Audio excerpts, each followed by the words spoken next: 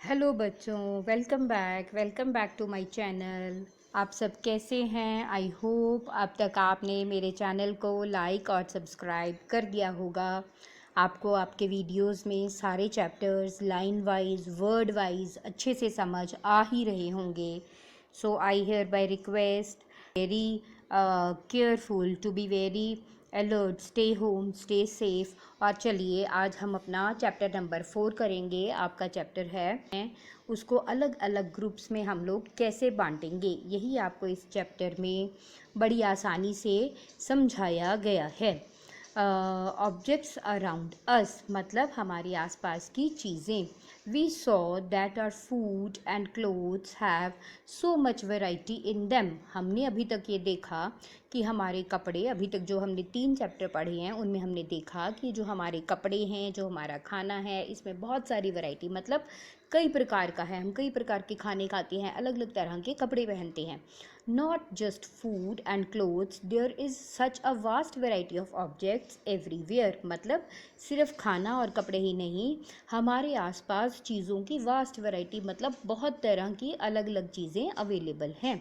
We see around us a chair, a bullock cart, a cycle, cooking utensils, books, clothes, toys, water, stones and many other objects। मतलब हम अपने आसपास क्या देखते हैं? अ chair कुर्सी देखते हैं, बुलक कार्ट बैलगाड़ी देखते हैं, अ साइकिल साइकिल देखते हैं, कुकिंग यूटेंसिल्स बर्तन देखते हैं, बुक्स किताबें देखते हैं, क्लोथ्स कपड़े देखते हैं, टॉयज़ मतलब खिलौने देखते हैं, वाटर पानी देखते हैं, स्टोन्स मतलब पत्थर देखते हैं, एंड मैनी अदर ऑब्जेक्ट्स और हम और भी बहुत सी चीज़ें देखते हैं।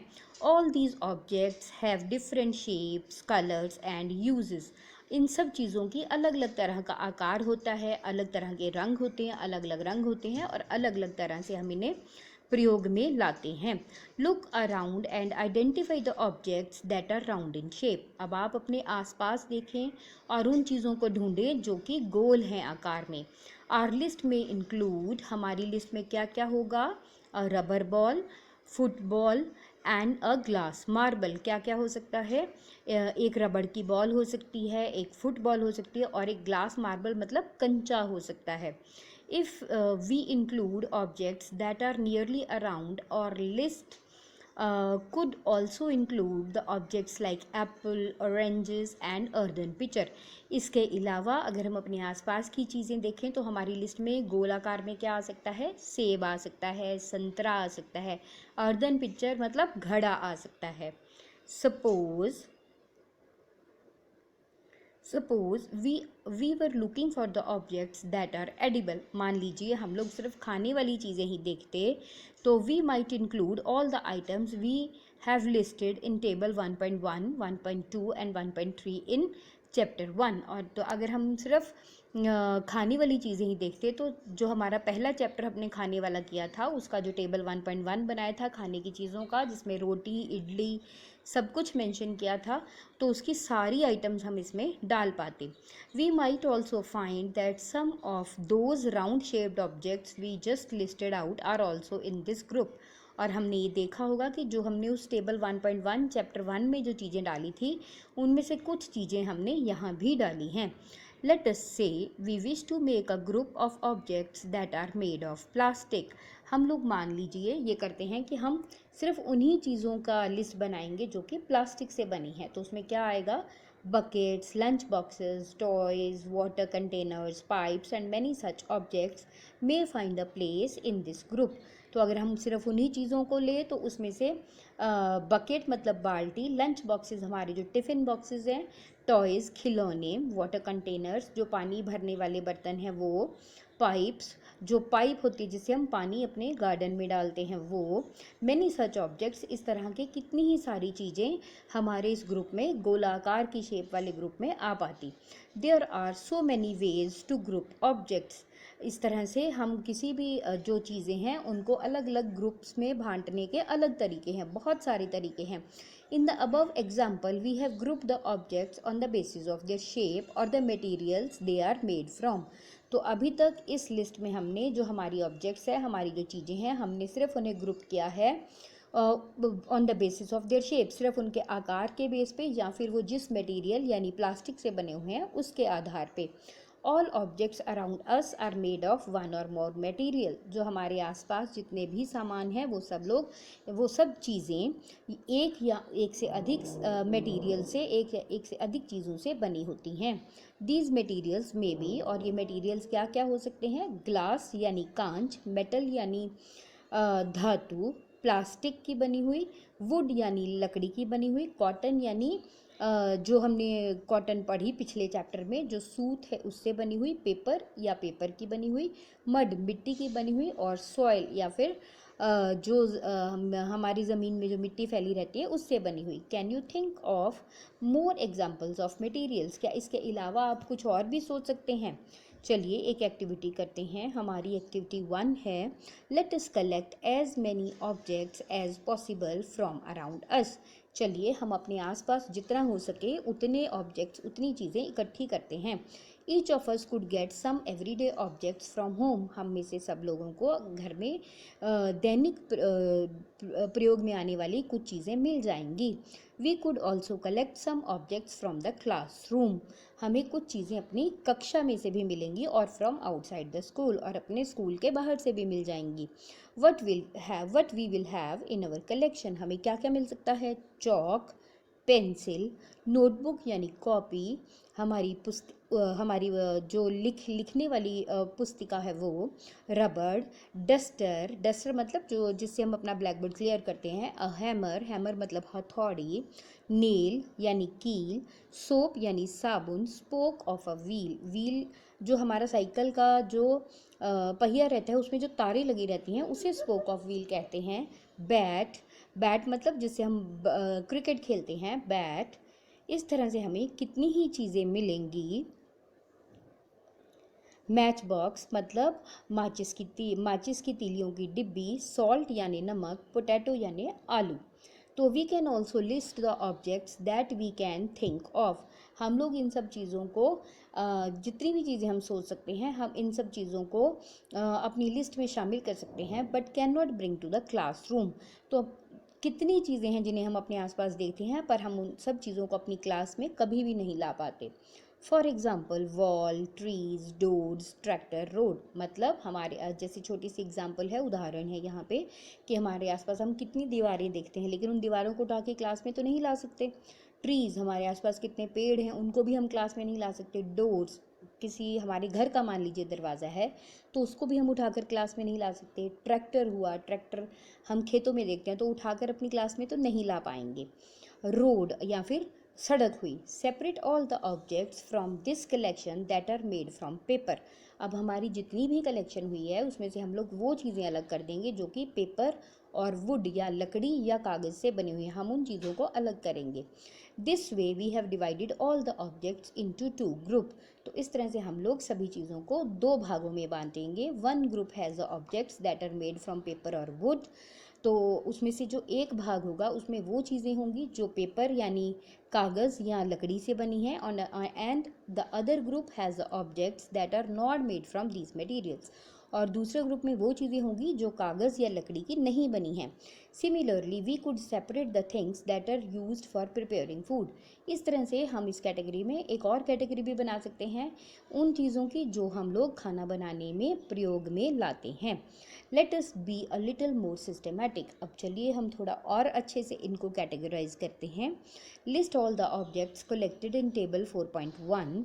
Try to identify the materials that each one is made of. It would be fun to make this a large table, collecting information about as many objects as possible. तो हम इसको और लंबा बनाएंगे और इसमें जितनी चीज़ें डालें वो ऐड करेंगे। It may be seem difficult to find out the materials out of which some of these objects are made.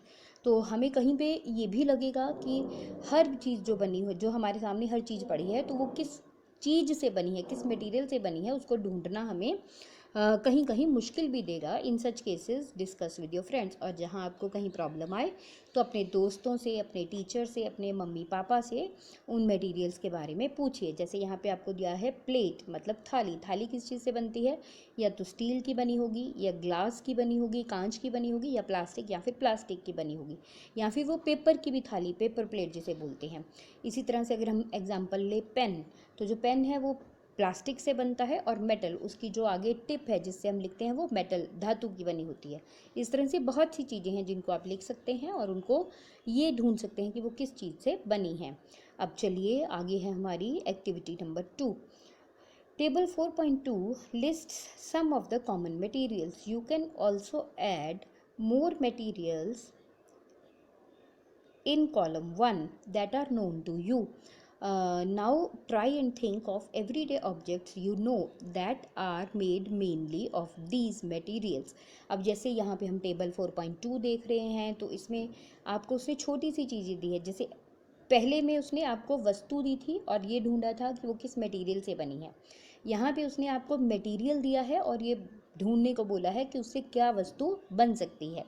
अब देखिए, जैसे वुड है, वुड मतलब लकड़ी, तो लकड़ी से क्या क्या बन सकता है? चेयर, कुर्सी बन सकती है, टेबल, मेज बन सकता है, प्लो, आपका हल बन सकता है, बुलक कार, जो बैलगाड़ी है वो बनती है, एंड इट्स व्हील, और उसके पहिए बनते हैं। इस तरह लकड़ी से बहुत कुछ बनेगा। उसके बाद है पेपर। अब जो पेपर है, पेपर से क्या बनेगा? बुक्स, आपकी जो कॉपियाँ हैं वो बनेंगी, नोटबुक्स, आपकी किताबें बनेंगी, आपकी कॉपियाँ बनेंगी पेपर से, न्यूज़पेपर, उसमें अखबार बनेगा, उससे पेपर से टॉयज़, आपके खिलौने बनेंगे, कैलेंडर भी बनता है। इसी तरह से लेदर, लेदर से आपको क्या क्या बना हुआ मिलेगा? आपके पर्स मिलेंगे, आपकी बेल्ट मिलेगी, और लेदर से आपका जो सोफ़ा है, सोफ़े के ऊपर भी लेदर चढ़ता है। इस तरह से, और लेदर से आपके सूट केसेस बनते हैं। कितनी चीज़ें हैं जो लेदर से बनती हैं और आप अपने दैनिक जीवन में प्रयोग में लाते हैं। इसी तरह से प्लास्टिक है, प्लास्टिक से क्या नहीं बनता? आपके टॉयज़ बनते, खिलौने बनते हैं, प्लास्टिक से आपकी कंघी बनती है, प्लास्टिक से आपके कुर्सियाँ भी बनती हैं, मेज़ भी बनते हैं, आजकल तो प्लास्टिक के सोफ़े भी हैं। तो कितनी ही अंतहीन चीज़ें हैं जो प्लास्टिक की आप अपने दैनिक जीवन में प्रयोग में लाते हैं। इसी तरह से कॉटन है, कॉटन मतलब सूत, इससे आपका कपड़ा बनता है, इससे आपके मैट बनते हैं, इससे आपके आपका जो साड़ियाँ बनती हैं, इससे आपके जो कंधे में डालने वाले शॉपिंग बैग्स हैं वो बनते हैं। तो कॉटन से अंतहीन चीज़ें हैं जो आप प्रयोग करते हैं। What do we find from these tables? तो इन सब टेबल से हमने क्या सीखा? फर्स्ट, पहला, we grouped the objects in many different ways. हमने जो चीज़ें हैं उनको कई अलग तरह से भागों में बांटा है। We then found that the objects around us are made of different materials. इसके अलावा हमने देखा कि हमारे आसपास की जो चीज़ें हैं वो अलग अलग चीज़ों से, अलग अलग मटीरियल से बनती हैं। At times an object is made of a single material. हो सकता है कि एक वस्तु जो है वो किसी एक मटेरियल से बने। An object could also be made of many materials. और जो एक ऑब्जेक्ट है, कोई वस्तु है, ये भी हो सकता है कि वो एक से ज़्यादा चीज़ों से बनी हो। And then again one material could be use for making different objects. और इस तरह से हमने देखा कि एक ही वस्तु से, एक ही मटेरियल से, एक ही कच्चे माल से हम लोग कितनी अलग चीज़ें बना सकते हैं। What decides which material should be used? What decides which material should be used for making any given objects? अब ये देखेंगे कि हम ये कैसे डिसाइड करते हैं, हम ये फैसला कैसे करते हैं कि किसी एक चीज़ को बनाने के लिए हम क्या प्रयोग में लाएंगे। It seems that we need to know more about different materials. तो यहाँ पे हमें ऐसा लगता है कि अलग अलग मटीरियल्स के बारे में हमें थोड़ा और जानने की ज़रूरत है। मतलब ये कौन डिसाइड करता है कि हम किस मटीरियल से क्या बनाएंगे। प्रॉपर्टीज़ ऑफ मटीरियल्स, मतलब जो मटीरियल्स, जो कच्चा माल हम प्रयोग में लाते हैं चीज़ों को बनाने के लिए, उनके क्या गुण होते हैं जिससे हम ये डिसाइड करते हैं कि उनसे हम क्या बनाएंगे। Have you ever wondered why a tumbler is not made of a piece of cloth? क्या आपने कभी ये सोचा है कि एक जो प्लास्टिक का ग्लास होता है वो कभी कपड़े से क्यों नहीं बन जाता? रिकॉल और experiments with the piece of cloth in chapter 3। आपको अगर याद हो तो आपने चैप्टर 3 में जो कपड़े के टुकड़े के साथ एक्सपेरिमेंट किए थे उन्हें याद कीजिए। And also keep in mind that we generally use a tumbler to keep a liquid. और अपने माइंड में आप ये भी बात देखें कि जो हमारा ग्लास है, प्लास्टिक का ग्लास, उसमें हम लोग लिक्विड कोई तरल पदार्थ ही डालते हैं। Therefore would it not be silly if we were to make a tumbler out of cloth. तो अगर कहीं हम कपड़े से हमें अपना गिलास बनाना होता तो क्या वो हमारी बेवकूफ़ी ना होती। What we need for a tumbler is glass, plastic, metal और other such material that will hold water. तो हमें एक ग्लास बनाने के लिए, एक प्लास्टिक का ग्लास बनाने के लिए क्या चाहिए? ग्लास, या तो कांच चाहिए, प्लास्टिक, या उसे प्लास्टिक बनाएं, मेटल या धातु से बनाएं, और ऐसा कोई मटेरियल, ऐसी कोई चीज़, ऐसी कोई वस्तु जो कि पानी को रोक सके। Similarly it would not be wise to use paper like materials for cooking vessels. इसी तरह से अगर हमें बर्तन बनाने हैं तो कहीं भी ये समझदारी ना होगी कि हम किसी कागज़ जैसी वस्तु से अपने खाना पकाने के बर्तन बनाएं, क्योंकि उस केस में तो वो बर्तन जो हैं जब हम खाना बनाने के लिए उन्हें आग पे चढ़ाएंगे तो डेफिनेटली वो आग लगने से जल जाएंगे। We see then that we choose a material to make an object depending on its properties and the purpose for which the object is to be used। मतलब अभी तक हमने फिर ये जाना, ये देखा कि हम लोग कोई भी मटेरियल को उस तरह से सिलेक्ट करते हैं, जब भी हमें कोई चीज़ बनानी होती है तो हम उस मटेरियल को यूज़ करते हैं। किसी मटेरियल को यूज़ करने से पहले या उसको डिसाइड करने से पहले कि हम किस मटेरियल से ये चीज़ बनाएंगे, तो सबसे पहले उस बनने वाली चीज़ का ऑब्जेक्ट, उसको हम किस लिए प्रयोग में लाएंगे वो सबसे पहले देखा जाता है। फिर उसके हिसाब से, उसके अकॉर्डिंगली हम लोग मटेरियल डिसाइड करते हैं जिससे कि हम उस ऑब्जेक्ट को बनाते हैं। So what are all the properties of materials that would be important for their uses। इसका मतलब हुआ कि जिस मटेरियल से आप अपनी वस्तु बनाएंगे उस मटेरियल के क्या गुण हैं, ये हमें जानना बहुत ज़रूरी होता है, तभी हम उससे बनने वाली वस्तु को तैयार करते हैं। सम प्रॉपर्टीज़ आर डिस्कस हेयर। अब कुछ चीज़ों के जो गुण हैं वो यहाँ पे बताए हुए हैं। अपीयरेंस, सबसे पहले अपीयरेंस की दिखेगी कैसे। Materials usually look different from each other. जितनी भी वस्तुएं हैं वो एक दूसरे से अलग अलग दिखती हैं। Would looks very different from iron. जो लकड़ी है वो लोहे से बहुत अलग दिखती है। Iron appears different from copper और एल्युमिनियम। और जो लोहा है वो कॉपर, तांबा या एल्युमिनियम से अलग दिखता है। जो लोहा है वो मोस्टली काले रंग का होता है, कॉपर पीले रंग का, तांबा पीले रंग का और एल्युमिनियम सफ़ेद रंग का। At the same time there may be some similarities between iron, copper and aluminium that are not there in wood. अगर हम दूसरी तौर पर देखें तो कुछ ऐसी बातें हैं जो आयरन, कॉपर और एल्युमिनियम में सेम होती हैं, लेकिन वो क्वालिटी हम लोगों को लकड़ी में नहीं मिलती। जैसे कि अगर हम आग पे आयरन, कॉपर या एल्युमिनियम का बर्तन रखते हैं तो उसमें खाना पक सकता है, वहीं अगर हम आग पे लकड़ी का बर्तन रखेंगे तो वो बर्तन ही जल जाएगा, तो खाना कभी ना बन पाएगा। अब इसके बाद है हमारी एक्टिविटी नंबर 3। एक्टिविटी नंबर 3, इसमें आप देखेंगे collect small pieces of different materials. मतलब आपको छोटे अलग अलग मटेरियल के छोटे छोटे टुकड़े इकट्ठे करने हैं। पेपर यानी कागज़, कार्डबोर्ड यानी गत्ता, वुड यानी लकड़ी, कॉपर वायर यानी तांबे की तार, एल्युमिनियम शीट, एल्युमिनियम की एक पतली शीट, चौक, आपको चौक भी लेना है। Do any of these appear shiny. क्या इनमें से कुछ भी चमकदार है। Separate the shiny materials into a group. अब आप इसमें से जो चमकदार चीज़ें हैं उन्हें एक अलग भाग में डालें, एक अलग ग्रुप में डाल दीजिए।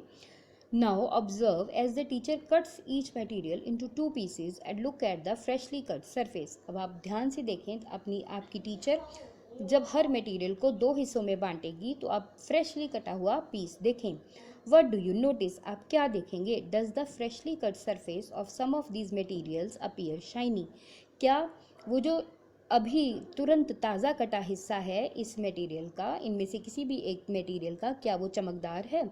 Include these objects also in the group of shiny materials. और इन सब चीज़ों को शाइनी मटेरियल्स में के ग्रुप में डाल दें। Do you notice such a shine और lustre in the other materials, cut them any way as you can. क्या आपने ये देखा है कि ये जो चीज़ें हैं, इनकी जो ये जो चीज़ें हैं, इनकी जो चमक है या इनकी जो इनका जो जो ग्लो है वो बाकी मटेरियल्स में भी है। repeat this in the class with as many materials as possible and make a list of those with or without luster. अब आप इस तरह से क्लास की बहुत सी चीज़ों को काटिए और देखिए, उनको अलग अलग ग्रुप में डालिए कि जो कटने के बाद चमकती हैं उनको अलग डालिए और जो नहीं चमकती उनको अलग कीजिए. Instead of cutting you can rub the surface of the material with sand paper and see if it has a lustre. अगर आप उनको चीज़ों को काटना नहीं चाहते तो आप उन चीज़ों को सैंड पेपर लेकर आप उनके जो सरफेस है, जो उनका तला है, उसको रगड़ के देखिए. अगर रगड़ने पे आप ये फाइंड कीजिए कि क्या उसमें चमक आती है या नहीं आती.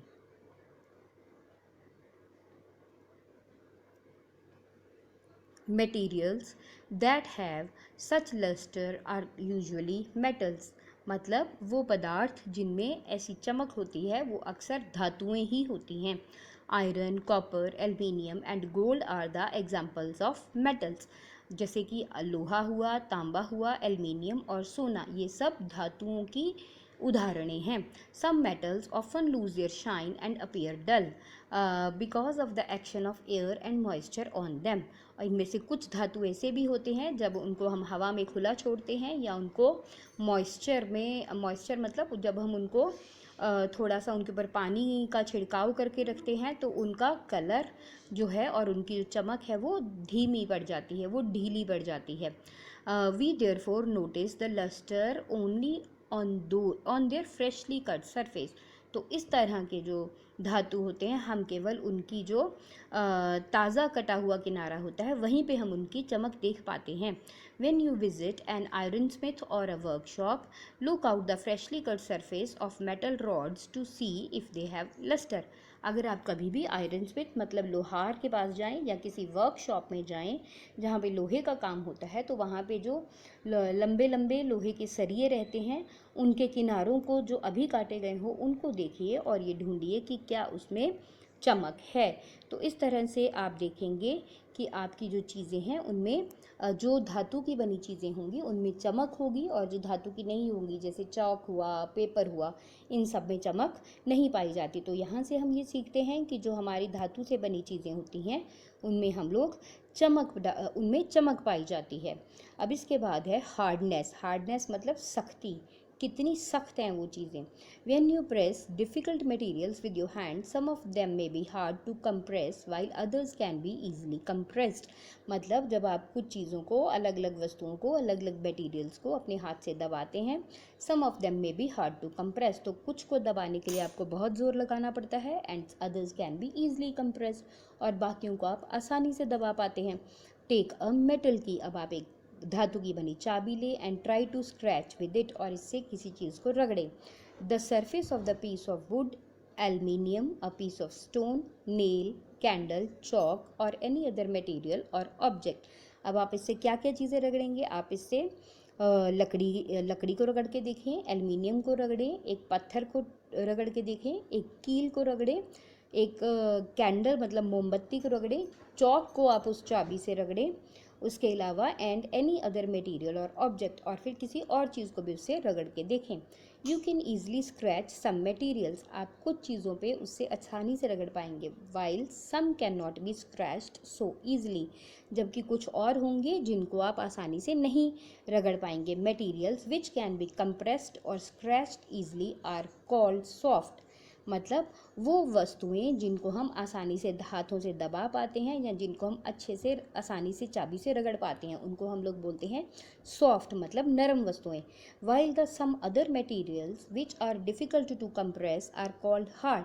जबकि कोई दूसरी चीज़ें, दूसरे मटेरियल्स जो कि जिन्हें हम आसानी से दबा भी ना पाएँ हाथों में और जिनको हम आसानी से स्क्रैच भी ना कर पाएँ उन्हें बोलते हैं हार्ड मतलब सख्त मटेरियल. फॉर एग्जांपल कॉटन और sponge is soft.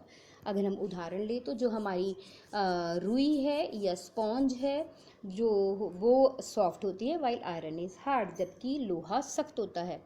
In appearance metal can have different properties.